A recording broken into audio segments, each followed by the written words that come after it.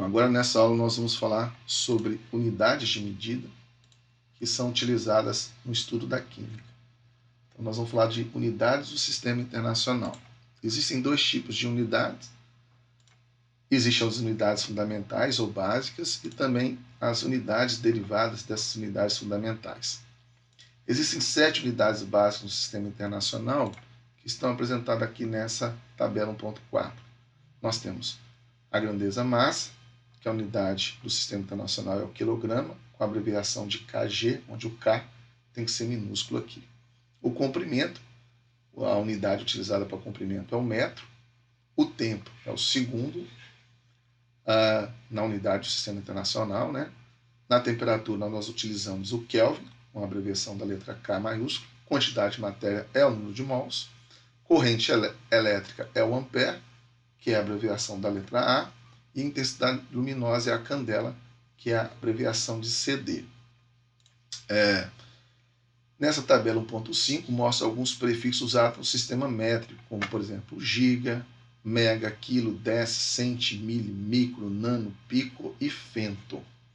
Então, um giga, com a abreviação de G, ele equivale a 10 elevado a 9. E nós utilizamos muito aqui na utilização do nosso sistema de computador aí, velocidade de internet, de gigabytes, por exemplo. Né? Então, um gigâmetro significa que a abreviação seria GM, equivale a 1 vezes 10 elevado a 9 metros.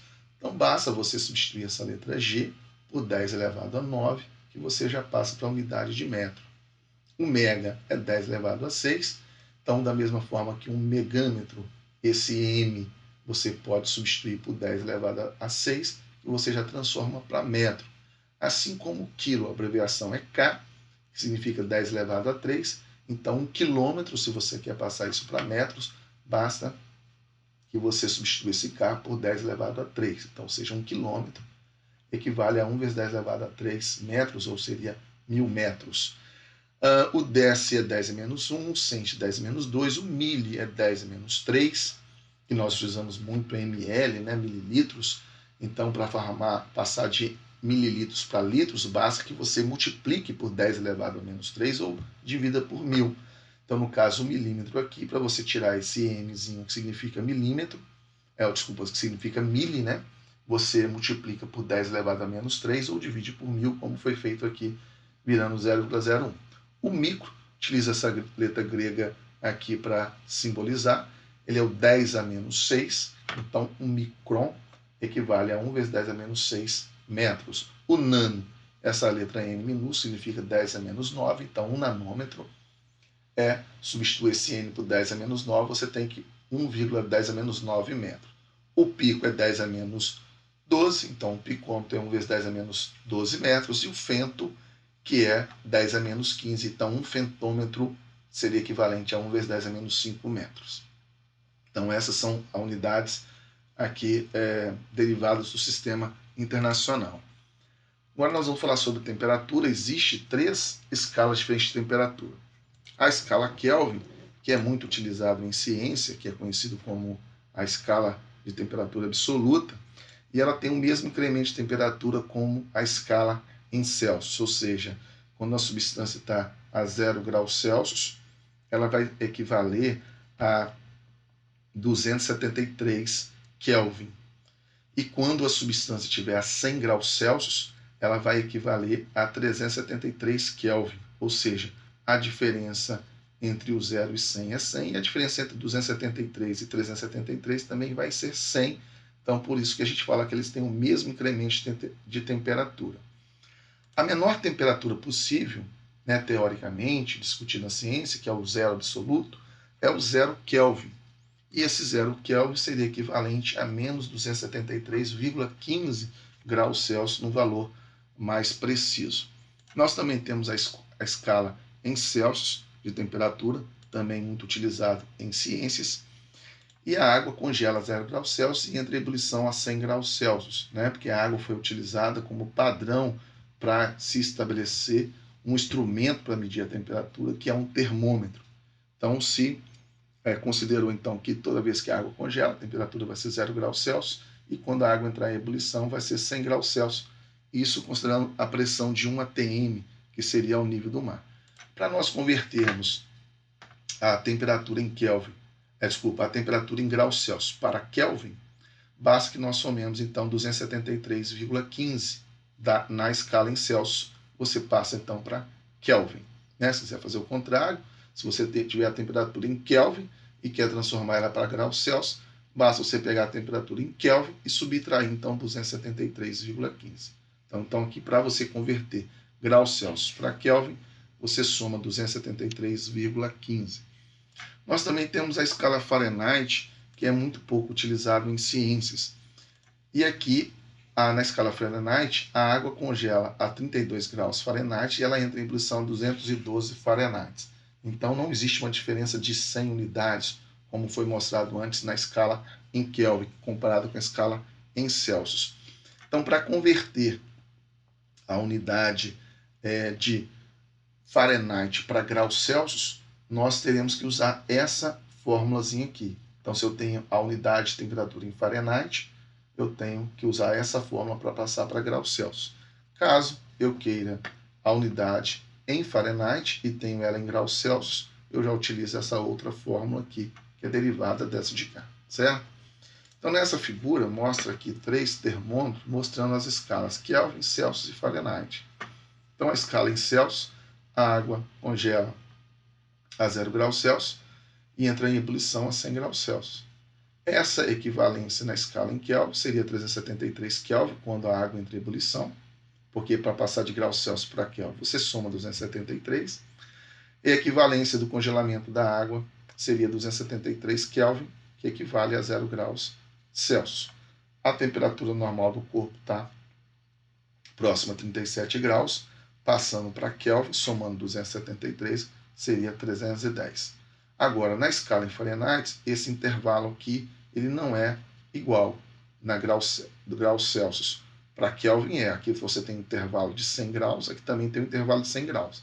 Então é fácil transformar uma na outra, né? Basta somar 273 para passar de graus Celsius para Kelvin. Quando nós temos Fahrenheit, esse intervalo aqui ele tem uma diferença de 180 graus diferente da água, então por isso que você tem que usar aquelas formas que eu falei anteriormente.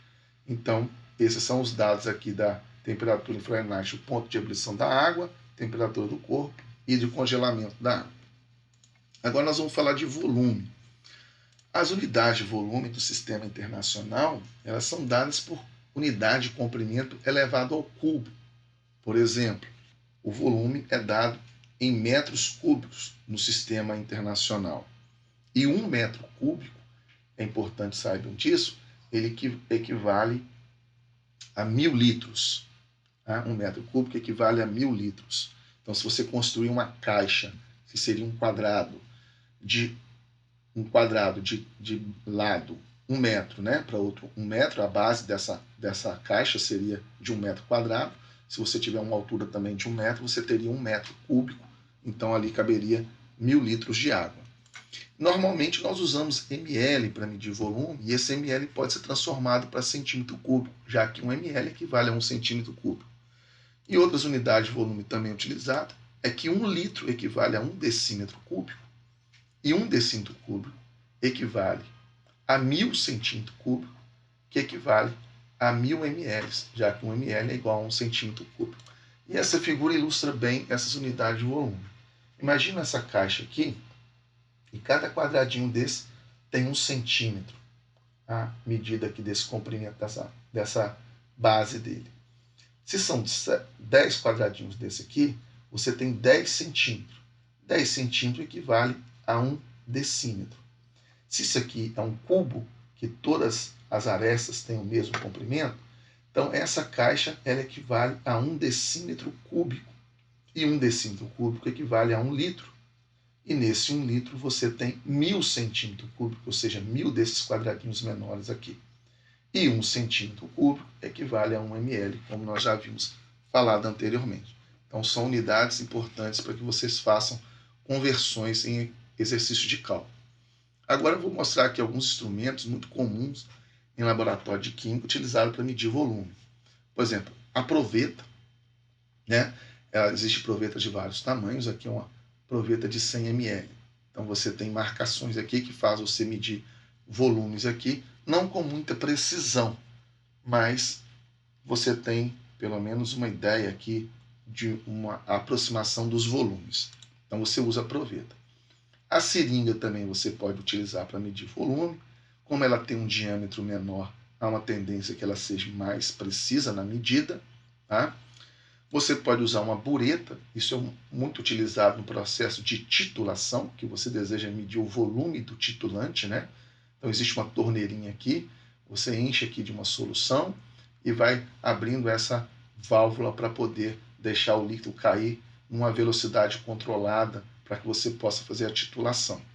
Nós temos uma pipeta, nesse caso é o exemplo de uma pipeta volumétrica, é um instrumento dos mais precisos para se medir medidas de volume no laboratório, porque o diâmetro do local onde você faz a medida ele é bem fininho aqui. Tá? E nós temos também um balão volumétrico, que é um instrumento que existe em vários tamanhos diferentes no laboratório, que foi fabricado especificamente para que você prepare soluções de concentrações conhecidas aí utilizando um balão volumétrico. Bom, nós podemos usar a densidade para caracterizar a substância, já que a densidade é uma propriedade intensiva e ela não depende da quantidade de matéria. Ela pode depender da temperatura, por exemplo, né? Então, usamos a densidade para caracterizar as substâncias. E a densidade é definida como massa dividido pelo volume. Então, nós utilizamos essa fórmula. E a unidade muito comum de densidade é a grama por centímetro cúbico. Como nós vimos, 1 centímetro cúbico equivale a 1 ml, então nós podemos usar grama por ml, que seria a mesma coisa. Ou também podemos expressar a unidade de densidade de grama por litro, por exemplo, tá? Ou quilograma por litro. E originalmente ela é baseada em massa, onde a densidade é definida como a massa de 1 grama de água pura. Ou seja, a densidade ela foi baseada na água, né? Novamente, assim como a escala de temperatura em graus Celsius, porque 1 grama de água ocuparia o volume de 1 ml. Isso se a temperatura for de 4 graus Celsius. Temperatura, quando ela aumenta, a substância tende a ficar mais agitada, se movimentar mais e as partículas se distanciarem uma da outra. Então, se eu aumento a temperatura, o volume tende a aumentar, principalmente para gases e líquidos. Com sólidos também pode acontecer isso. Se aumenta a temperatura, o volume aumenta. Se o volume aumenta, essa densidade diminui. Né? Assim que acontece com os balões, né, que as pessoas utilizam aí no balonismo, com aquela caixa acoplada com uma lona onde o ar é aprisionado, e assim que você aquece o ar, né, ele diminui a densidade, então esse balão flutua, porque quando você aquece o ar, você expande o ar, então o volume aumenta, portanto a densidade diminui, certo? Então a densidade ela pode variar em função da temperatura, mas ela é uma propriedade intensiva que pode caracterizar uma substância, porque uma substância pura tem uma densidade definida, tá certo? Sendo ela sólido, líquido ou gás. Então finalizamos essa aula aqui e até a próxima.